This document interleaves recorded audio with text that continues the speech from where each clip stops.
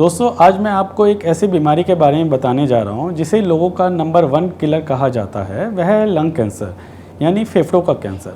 जैसा कि आप जानते हैं, हमारे पास 2 फेफड़े होते हैं जिसे हम सांस लेने के लिए प्रयोग में लाते हैं। जब इन फेफड़ों की कोशिकाएं नियंत्रण से बाहर होकर बहुत तेज़ी से बढ़ने लगती है तो वो एक गांठ का रूप ले लेती है। ये ट्यूमर या तो कैंसरस होते हैं या नॉन कैंसरस होते हैं। कभी कभी ये कैंसरस ट्यूमर शरीर के अन्य अंगों में फैल जाते हैं। ऐसे ट्यूमर्स को मेटास्टेटिक ट्यूमर कहा जाता है। फेफड़ों में 2 प्रकार के कैंसर मुख्य प्रकार से पाए जाते हैं। एक जो कि non small cell lung cancer कहा जाता है, दूसरा जो स्मॉल सेल लंग कैंसर कहते हैं। Non small cell lung cancer 85 to 90% तक लोगों में पाए जाते हैं। ये बहुत धीमी गति से ग्रो करते हैं। और दूसरी तरफ स्मॉल सेल लंग कैंसर वो 15% अप्रॉक्सीमेट 15% लोगों में पाए जाते हैं। एंड ये जो बहुत तेज़ी से ग्रो करते हैं, दूसरे ऑर्गन तक फैलने में भी इन्हें टाइम ज़्यादा नहीं लगता है। अब सवाल यह उठता है कि यह कैंसर होता कैसे है। लंग कैंसर के केस में कई कारण हो सकते हैं। सिगरेट पीना या ऐसे स्थान पर रहना जहां कोई सिगरेट पीता है सबसे बड़ा रिस्क फैक्टर है और यही लंग कैंसर के सबसे ज़्यादा केसेस के लिए जिम्मेदार है। तंबाकू चबाना भी एक बड़ा रिस्क फैक्टर है। अन्य रिस्क फैक्टर जो लंग कैंसर में पाए जाते हैं वो है प्रदूषण, रेडियो एक्टिव पदार्थ, एस्बेस्टोस, रेडोन गैस और अन्य रसायनों के आसपास रहना। परिवार में किसी को लंग कैंसर होना भी एक तरह का रिस्क फैक्टर माना जाता है। और श्वास रोगों का पूर्व इतिहास जैसे कि chronic COPD, emphysema, chronic bronchitis या निमोनिया, इस तरह की बीमारियों में भी बाद में कैंसर होने का खतरा बना रहता है। चलिए अब लंग कैंसर के लक्षणों के बारे में बात करते हैं। किसी को कैसे पता लगेगा कि उसे यह बीमारी हो गई है या होने वाली है।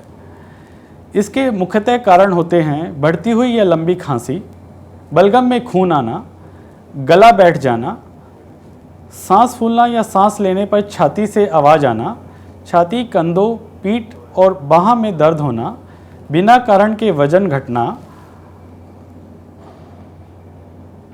भूख का ना लगना। और इसके अलावा जो कम देखने वाले लक्षण होते हैं वैसे हैं चेहरे व गर्दन में सूजन आ जाना, फेफड़े में बार बार संक्रमण होना, बुखार और कमजोरी आ जाना। तो ये कुछ तरह के लक्षण होते हैं जिससे हम लंग कैंसर की बीमारी का अनुमान समय से पहले लगा सकते हैं। लंग कैंसर का शक होने पे डॉक्टर द्वारा कुछ टेस्ट बताए जाते हैं जिनसे पता लगता है कि बीमारी कौन सी तरह की है और किस स्टेज पर फैली हुई है। उसमें सबसे पहले सबसे आसान जांच होती है छाती का एक्सरे, जो कि बीमारी को पता लगाने में मदद करती है। दूसरा है बलगम की जांच, जिसमें कैंसर के जो खराब वाले सेल्स होते हैं वो हम माइक्रोस्कोप से देखे जाते हैं। उसके बाद बायोप्सी के थ्रू हम बीमारी का पता करते हैं, जैसे कि fine needle aspiration cytology, core needle biopsy और थोकोसेंटेसिस।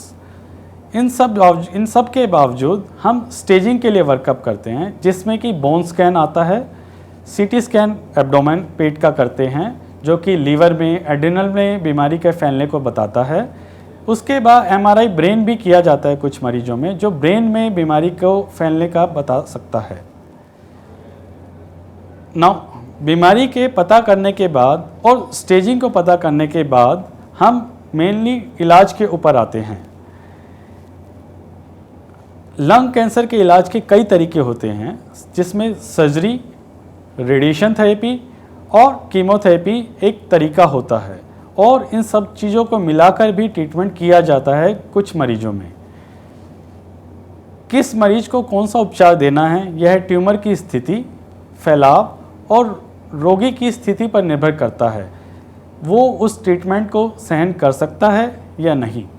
उपचार का मुख्य लक्षण होता है कैंसर को ख़त्म कर देना। यदि यह संभव ना हो तो रोगी को दर्द और तकलीफ़ों को कम करने की कोशिश करनी चाहिए। सर्जरी से लगभग हम 10 से 35% लंग कैंसर को निकाल सकते हैं, जिससे बीमारी का इलाज पूरी तरह से हो जाता है। पर जब लंग कैंसर थोड़ा सा एडवांस स्थिति में होता है, स्टेज हाई होता है, तो हमें कीमोथेरेपी का सहारा लेना पड़ता है और कीमोथेरेपी सर्जरी के साथ जोड़कर भी दिया जाता है। अलग तीसरे नंबर का जो इलाज होता है वो रेडिएशन थेरेपी। इसमें शक्तिशाली किरणों द्वारा कैंसर कोशिकाओं को मारा जाता है ताकि ट्यूमर का आकार घट जाए और उसका बढ़ना रुक सके। यह 10 से 15% लोगों में लंबे समय तक आराम देने वाला इलाज सिद्ध हो सकता है। जैसा कि मैंने बताया, कीमोथेरेपी में दवाओं के द्वारा कैंसर कोशिकाओं को या तो मार दिया जाता है या उनकी बढ़त को रोका जाता है। कीमोथेरेपी को भी अलग या अन्य चिकित्सा प्रणालियों के साथ दिया जा सकता है। आजकल नई तरह की चिकित्सा थेरेपी लंग कैंसर में आई है जिसका नाम टारगेटेड थेरेपी बोलते हैं। उसके लिए हम बहुत सारे मॉलिक्यूलर टेस्ट आजकल मार्केट में अवेलेबल हैं जो बायोप्सी के ऊपर होते हैं। ऐसे में जो दवाएं दी जाती हैं ये सिर्फ कैंसर कोशिकाओं को ही नष्ट करती हैं, नॉर्मल कोशिकाओं को कोई नुकसान नहीं पहुंचाती है। दोस्तों, कैंसर से बचाव ही उससे लड़ने का सबसे बढ़िया तरीका है। इसका सबसे असरदार उपाय है धूम्रपान को छोड़ देना चाहिए और हमें अपने लाइफस्टाइल में मॉडिफिकेशन करना चाहिए। धन्यवाद।